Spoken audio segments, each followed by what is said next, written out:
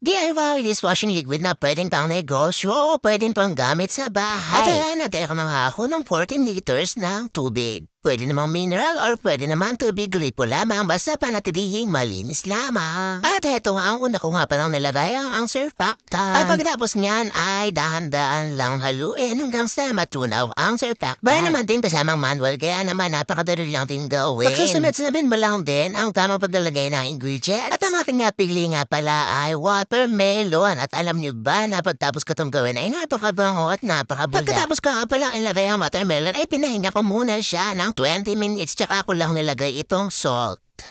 Siya yung magpapalapot dito. Ang brand niya pala nito ay Right. Yung nakaraan nga pala, namabili ako ng ibang brand ay kailan hindi ko nagustuhan. Pero yung among nais mabango dahil strawberry scent siya and nagustuhan ko yung amoy niya. Kaya lang hindi talaga siya mabugat. Dito sa Bright ay perfect. Mabango na siya, mamula pa siya. At pagkatapos nga pala ang ilagay itong salt, ay nako, imekos-mekos lang yan. Imekos-lamekos lang yan ang imekos-mekos hanggang sa malusaw at magkahalo-halo. At bola, heto na nga pala, after 24 hours at alam niyo ba kaya nga naripat yan ay nasira ang aking timba dahil sa kakamekos-mekos ko, ay nabuta siya.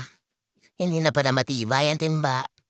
At hayan, gagamit lang tayo ng, ano ba tawag dito, budo o imbudo? Budo. Di ba? Ang galing-galing.